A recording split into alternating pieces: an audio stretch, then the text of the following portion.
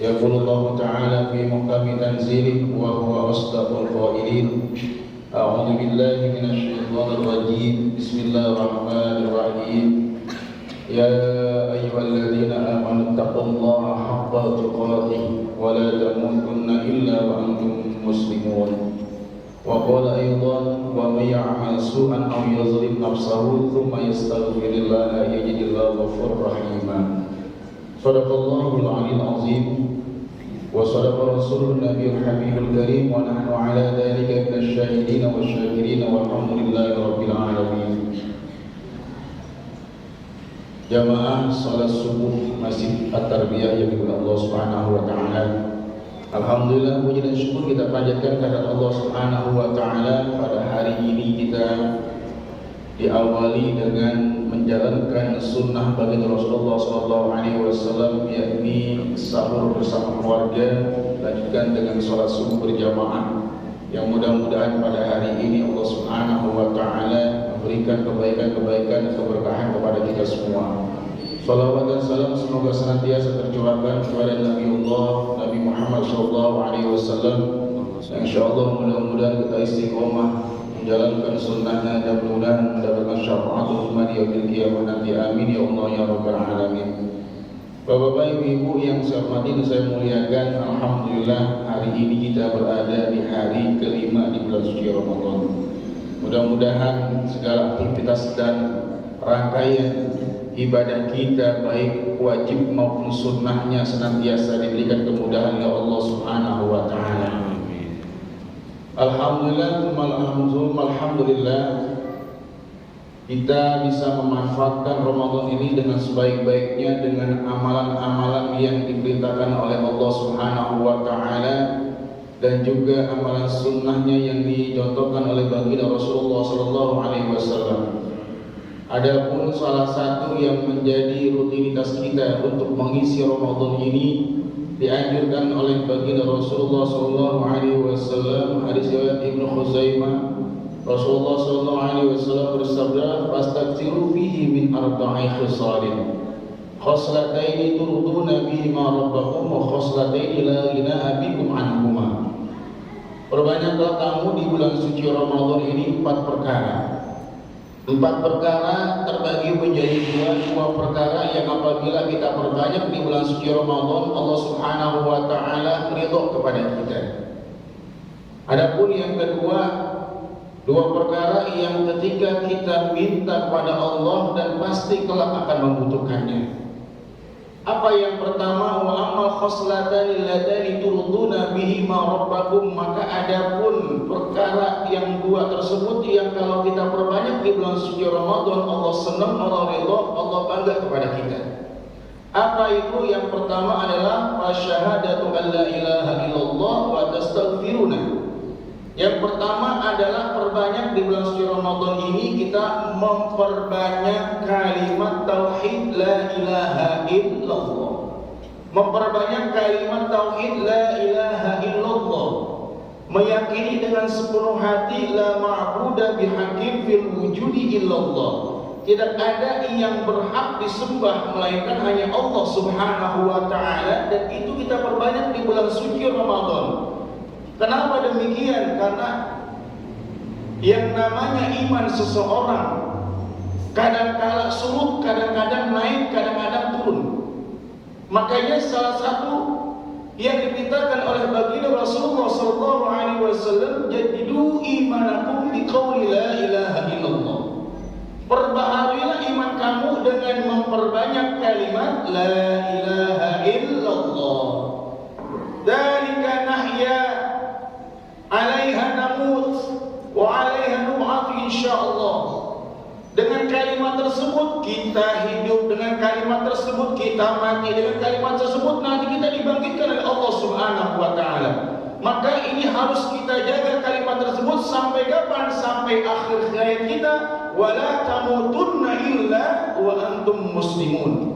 Dan tidaklah engkau mati kecuali dalam keadaan berserah diri kepada Allah Subhanahu wa taala. Perbanyaklah kalimat tersebut, insya Allah akan menambah keimanan kita kepada Allah Subhanahu wa taala. Lalu yang kedua, kalimat tersebut atau kalimat la ilaha illallah Muhammadur Rasulullah adalah kalimat yang sangat ringan bila kita ucapkan, tapi berat timbangannya di sisi Allah Subhanahu wa taala. Kalimat la ilaha illallah adalah sering yang kita baca, sering kita ucapkan. Akan tetapi kalau kita hitung-hitung daripada huruf-huruf yang ada di kalimat la ilaha illallah Muhammadur Rasulullah, kira-kira bapak-bapak tahu jumlah daripada huruf la ilaha illallah Muhammadur Rasulullah? Wah, ngantuk ya? Kenyangan sahur ya?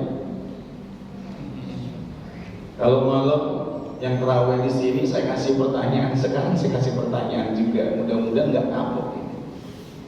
Kalimat la ilaha illallah yang insya Allah sampai akhir hayat kita bisa mengucapkan kalimat ini. Allah mudahkan kalimat ini. Sering kita baca, kita ucapkan. Ada berapa jumlah hurufnya? La ilaha illallah Muhammadur Rasulullah. Ayo Pak, ada berapa hurufnya? Hah? Ada khusyuk ya? Ada berapa? Ada nggak tulisannya di atas? Hah? Ada nggak? Kalau ada, hitung coba. Kalimat la ilaha illallah Muhammadur Rasulullah. Karena habis sahur biasanya konsentrasi. Jadi saya kasih tahu aja Pak. Kalimat la ilaha illallah Muhammadur Rasulullah itu hurufnya ada 24. La ilaha illallah Muhammadur Rasulullah. Ya, ada 24 huruf. Lalu apakah 24 huruf itu adalah kalimat yang tidak mempunyai makna atau manfaat atau fadilahnya? Ada. La ilaha illallah Muhammadur Rasulullah, kata Imam Fakhruddin Ar-Razi, kalimat tersebut ada 24 huruf yang bermakna. Satu, yang pertama beliau mengatakan bahwa kalimat tersebut yang kita ucapkan sehari saja, kalimat tersebut dengan ucapan la ilaha illallah Muhammadur Rasulullah yang jumlahnya ada 24 huruf, yang disamakan oleh beliau 24 huruf itu sama dalam sehari 24 jam bagi orang yang membaca kalimat tersebut dengan penuh keyakinan yang kuat kepada Allah Subhanahu wa taala, mengimaninya, maka orang tersebut diampuni dosa-dosa kecilnya oleh Allah Subhanahu wa taala.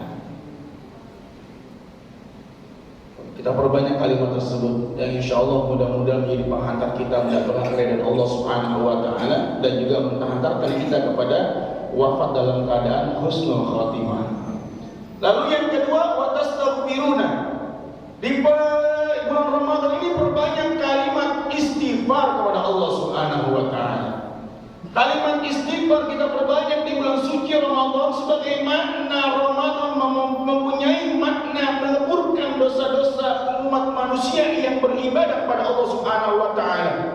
Maka bulan Ramadan datang adalah sebagai wadah, sebagai tempat di mana Allah Subhanahu wa taala menjadikan wadah tersebut untuk umatnya Rasulullah SAW.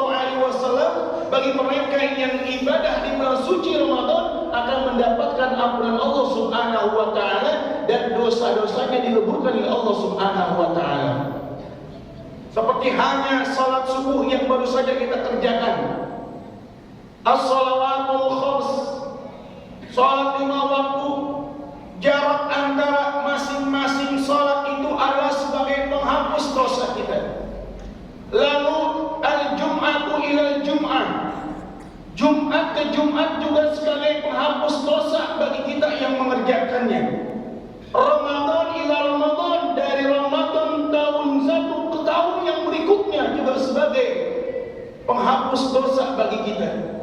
Maka Allah sediakan tempat ini, harusnya kita memanfaatkan dengan sebaik-baiknya tanpa kita sadari pun apa yang telah kita kerjakan selama sehari, salat 5 waktu, lalu dari Jumat ke Jumat, Ramadan ke Ramadan, semuanya menjadi kafaratul lima bainahunna, menjadi penghapus bagi dosa-dosa kita.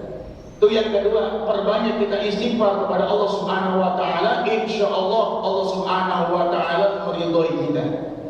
Lalu dua perkara berikutnya adalah wa amal khoslatani latani la ghina'a bikum anhuma, dua perkara yang pasti kita akan membutuhkan dua perkara tersebut. Apa yang pertama?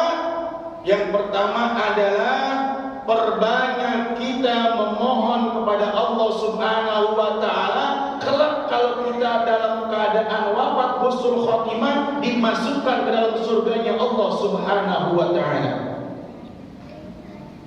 Siapa yang enggak mau masuk surganya Allah Subhanahu wa taala, tempat yang paling indah yang disediakan untuk umatnya bagi Rasulullah sallallahu alaihi wasallam? Tentu jawaban kita adalah menginginkan hal tersebut kelak nanti insyaallah. Lalu yang terakhir, Pak, yang kita perbanyak minta kepada Allah Subhanahu wa taala, wa tu'awwidzuna bihi minan nar, supaya kita terhindar, dijauhkan, dilindungi oleh Allah daripada siksa api neraka. Kita minta kepada Allah Subhanahu wa taala setiap kita berdoa kepada Allah, Rabbana atina fid dunya hasanah wa fil akhirati hasanah wa qina adzabannar. Kita minta kepada Allah kebaikan dunia, kebaikan akhirat, dan kita juga minta kepada Allah supaya terhindar, dijaga oleh Allah, dipelihara oleh Allah dari apa yang namanya api neraka. Dan di bulan Ramadan ini kita berbanyak, di mana Allah Subhanahu wa taala buka pintu surga, Allah tutup pintu neraka bagi mereka yang senantiasa ibadah kepada Allah. Maka manfaatkan waktu tersebut untuk berbanyak minta kelak nanti supaya kita masuk dalam surganya Allah, diiringi dengan ridhonya Allah Subhanahu wa taala, dan kita terhindar daripada siksa api neraka. Insyaallah dengan kita banyak meminta kepada Allah, Allah Subhanahu wa taala akan memberikan kepada hamba-hambanya yang senantiasa minta kepada Allah Subhanahu wa taala apa yang diharapkan, kebaikan baik di dunia maupun di akhirat kelak. Sebesar apapun dosa kita, Pak, Allah Maha Pengampun. Maka jangan sia-siakan ampunan Allah Subhanahu wa taala. Wa man ya'mal su'an aw yadhlim nafsahu thumma yastaghfirillah yajidillaha ghafuran rahima. Dan barang siapa yang berbuat jelek, berbuat jahat, berbuat dosa, atau menzalimi diri mereka sendiri, lalu mereka istighfar kepada Allah, mereka taubat kepada Allah, mereka akan mendapatkan ampunan Allah yang Maha Pengampun lagi Maha Penyayang. Jadi di bulan Ramadan ini udah waktunya bagi kita untuk kembali kepada Allah, persiapkan diri kita untuk ibadah kepada Allah, memanfaatkan bulan Ramadan untuk ibadah kepada Allah, dan juga memperbanyak zikirnya, memperbanyak istighfarnya. Insyaallah selesai bulan Ramadan, dosa-dosa kita diampuni Allah Subhanahu wa taala. Makanya kembali kepada fitrah sebagai manusia, Idul Fitri. Diampuni dosa kita oleh Allah Subhanahu wa taala.